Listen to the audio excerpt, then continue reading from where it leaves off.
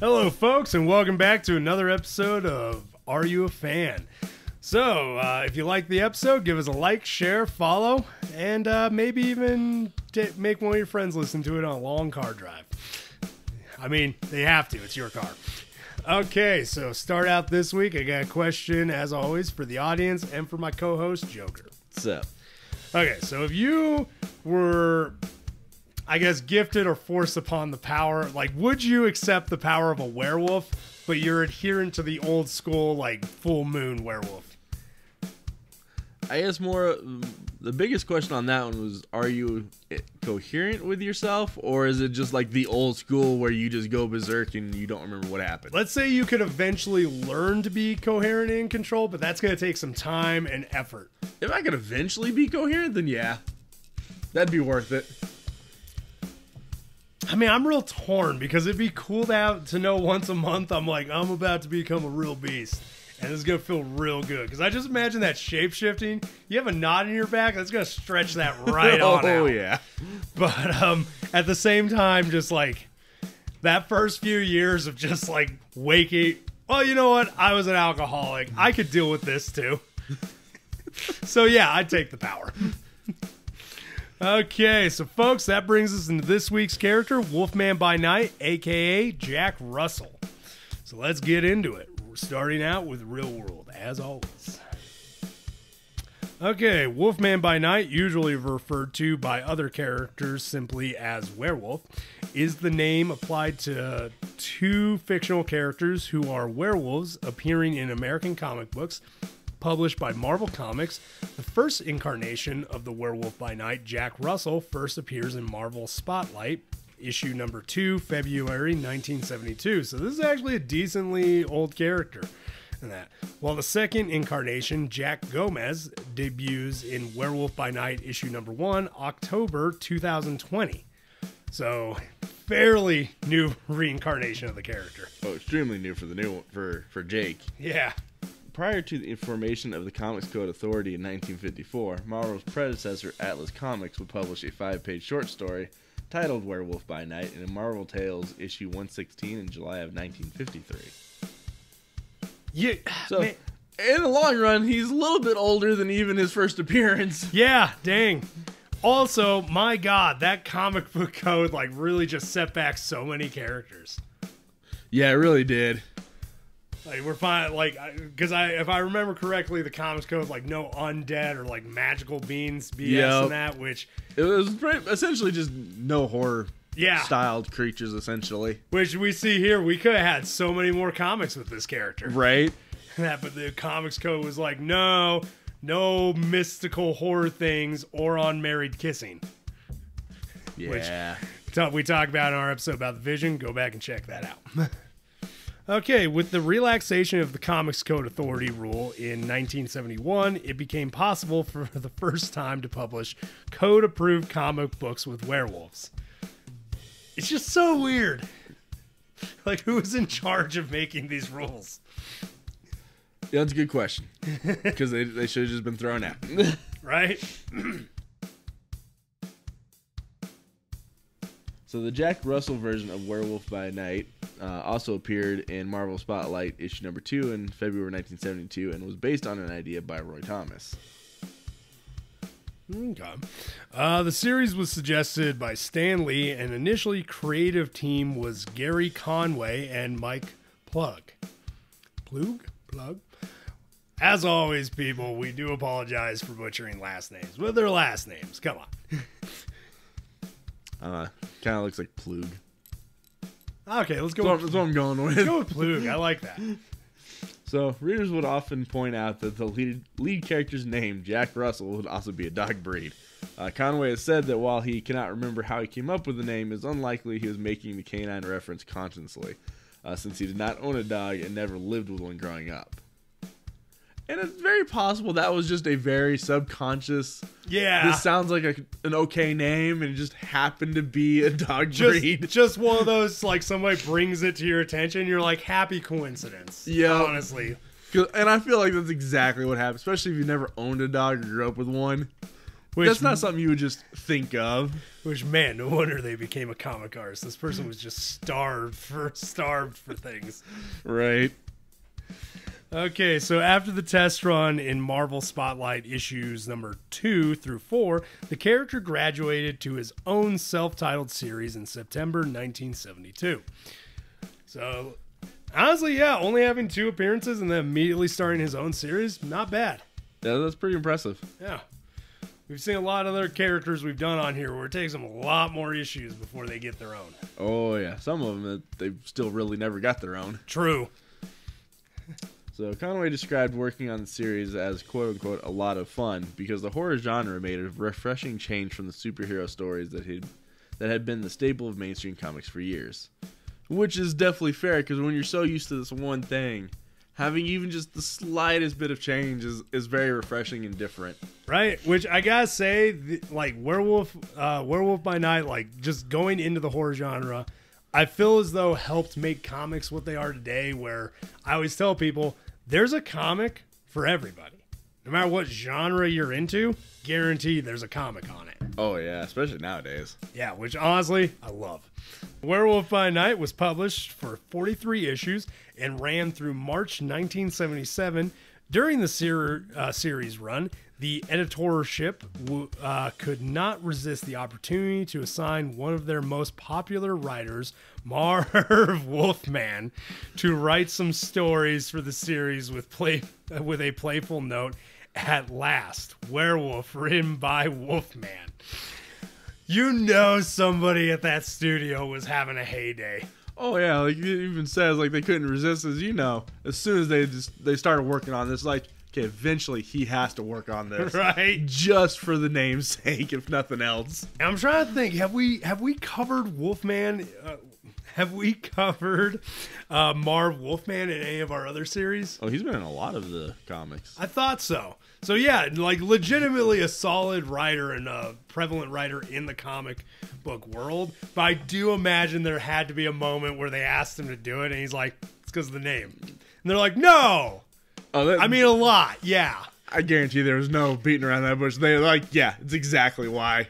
Even if it's just one issue, that's all we want. Just one guy in the background of the others holding up a thing that has the werewolf written by a wolfman. He's just like, please? Right. So in issue number 32 in August of 1975 contains the first appearance of the Moon Knight.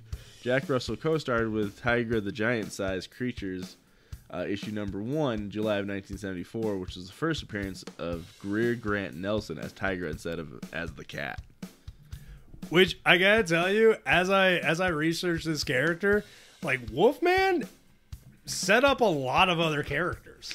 They really did, which is kind of cool. Yeah, like especially for someone who seems to still be kind of a sideline character, a very low named character. Yeah, I honestly I remember, because I've known about Wolfman for a while. I freaked out when he appeared in the Amazing Spider-Man series. Yep.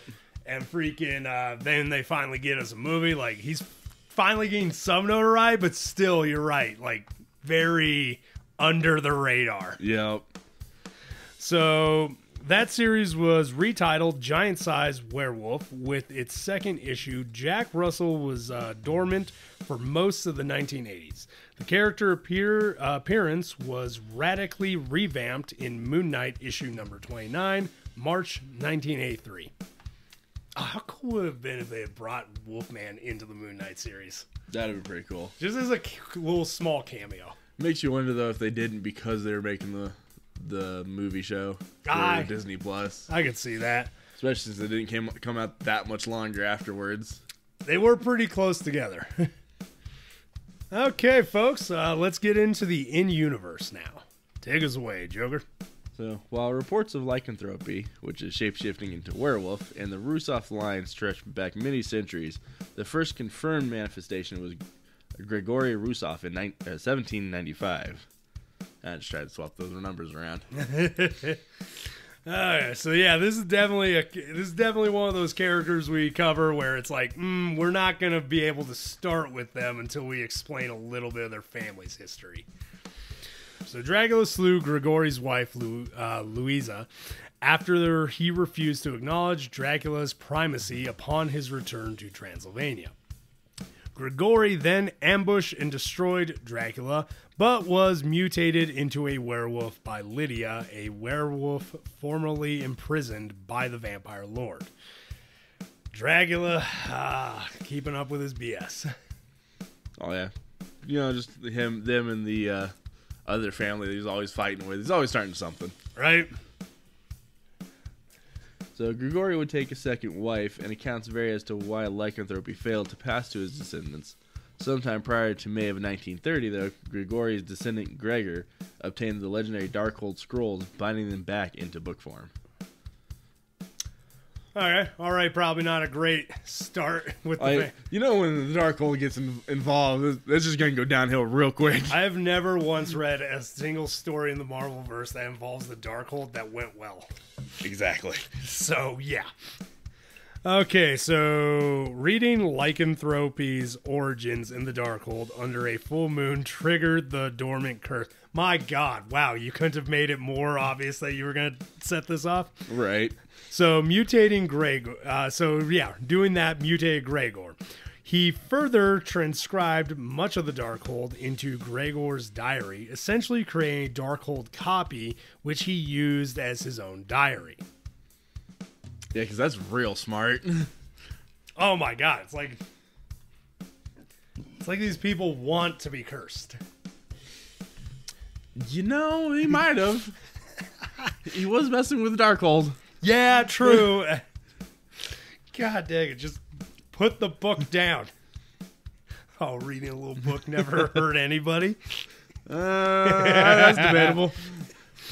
So Gregor would sell part of his estate, including the Wundagore Mountain, to Jonathan Drew, who shared it with his partner Herbert Wyndham, which was also the future High Evolutionary. Yeah, and that's another character that it blew my mind that Werewolf by Night introduced was the High Evolutionary, which huge character later on in the Marvel comics, also a bit of a niche character, despite the impacts he's had. Yeah. Rusoff stayed with the Evolutionary, who kept the werewolf safely contained for decades. For those of you who don't know about the Evolutionary, it's possible we could do an episode on him, but basically, just so you know, he's an expert on biological engineering humans and animals, which means a werewolf or a lycanthropy would be his bread and butter. So Rusoff eventually would use the Darkhold to summon Cathon? Is that how you pronounce that? Okay, so I think I know the character, but if the character's name is anything like actual Cthulhu's name from the books, it should probably be pronounced Chthon. Okay, we're gonna go with that. So he'd summon Chthon to cure him. The Elder God would nearly break through the earthly plane. Why are you messing with Elder Gods? Because otherwise there wouldn't be a story plot. Right? So Magnus the Sorcerer would force Rusoff to banish Chthon, who lashed out and slew Gregor. The Gregor Rusoff who stayed with the High Evolutionary seems to have been the grandfather or great-grandfather of Jack Russell, having the same name and presumably used the same diary, contributed to early confusion. Lovely. Right? Just a whole lot of confusion in names and everything. Oh man, honestly, I want to get irritated at that, but I'm like, man, this is straight up horror, mythology shit. Just a lot of similar sounding names and a lot of BS confusion. Marvel. Yeah. At least they're consistent in something. That's about it. Right? Okay, so decades later, another Gregor Rusoff married Laura, the former girlfriend of his younger brother Philip. Jacob was born in Medius, Transylvania, soon after, and Laura was pregnant with Lisa within 2 years of marriage. Okay, so, yeah. So some more family history. Honestly, I really wish I had looked up, the family tree of this whole thing at this point. At this point, it sounds very confusing. Right? Especially because just meets somebody else named Gregor Rusoff. What are the odds? Yeah, there gotta be at least 3 in this family at this point. Right? Minimum. So, when lightning struck Rusov's Transylvanian castle during a full moon, the werewolf Gregor would escape confinement and begin attacking villagers, and would end up being killed by silver bullets. Because, of course, they gotta have it to where he escapes at some point and start causing havoc. Right? Otherwise, what's the point? You don't show a gun under the table in a scene if you're not going to use it. Exactly. Okay, so Gregor's mother, Maria, was stoned and driven from the village, living with gypsies and learning magic. After Gregor's death, Laura found his brother Philip again, who had moved to Los Angeles and anglicized his name to Russell. And they married after a year. My God. Well, she's keeping the family. Yeah, jeez. You know, I want to be upset, but one of the highest grossing shows right now is basically about this. Yep. So approximately 15 years later, the criminal organization known as the Committee would learn of Gregor's curse and blackmailed Philip, threatening to reveal the secret.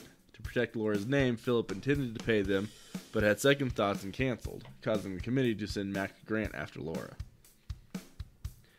You know, it's one of these, like, until we started doing this podcast, I used to think I knew everything about the Marvelverse. And then we find out that there's a criminal organization known as the Committee. And I'm like, you know what? I don't know anything. Yeah, you don't know nearly as much as you thought you did. Every episode, I feel like we're discovering that. But at the same time, now I do know it. So am I right? I don't know. Existential crisis, people. You should have one. It's real good on the heart. Critically injured in a car crash on her son Jack's 18th birthday, Laura barely had time to tell him about his true father and the werewolf curse. How convenient. Of course. Because you gotta give just enough to make him know about it, but nothing for him to be able to learn anything about it. Right? It's like, no, now you get to know about this history in your blood. You go figure it out.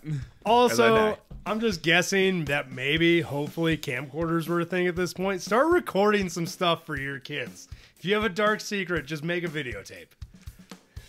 Yeah, but then it's on record for anybody else to find. Yeah, but I mean, god dang it, man. Like, these poor kids in these stories we read. I'm like, oh, so much could have been solved had their parents just leveled with them early on. See, or made a video. See, leveling with them is different, but leaving it on video leaves things for, like, the Committee to find. You're right. Then just tell the kid, man. See, that would make sense. That would be better. So she would make Jack promise not to harm Philip before dying.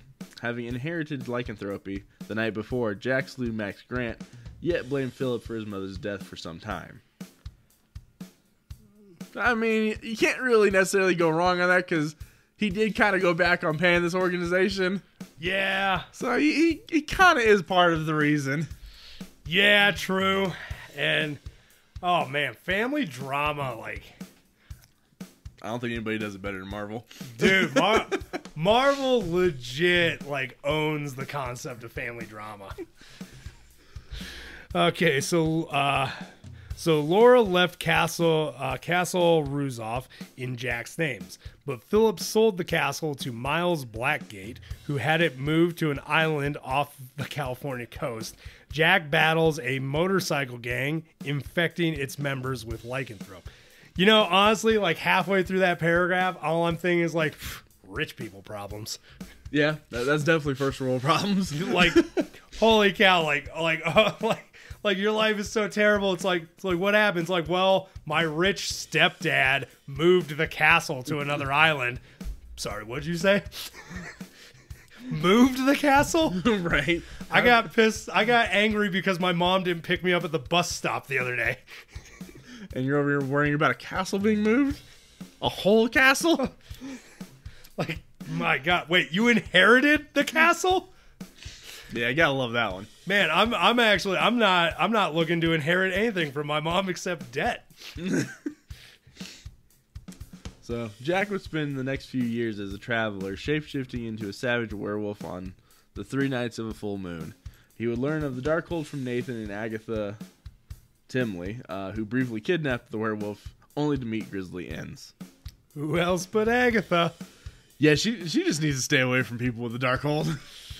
I mean, I will say, at least in the comics, she is actually a they definitely villainized her in the WandaVision show. She's actually a pretty cool character in the comics as far as like being willing to help people out. Yeah. So I'm like, but yeah, like, she do have a history with that Darkhold. Yeah, just a bit. Okay, so that's what we got for the origin stories of Wolfman by Night, also aka Jack. And let's get into some powers and abilities. Okay, so powers and abilities. Can willingly transform and maintain his mind. Which I know that doesn't sound like a lot, but given the type of werewolf and lycanthropy he has, that's actually pretty impressive. And just the fact he's got lycanthropy and can maintain his consciousness on its own is impressive. Right? And also willingly transform. That part's the best. All right. So possesses superhuman strength, speed, stamina, durability, agility, reflexes, and acute senses. Which I feel like goes without saying when you have lycanthropy.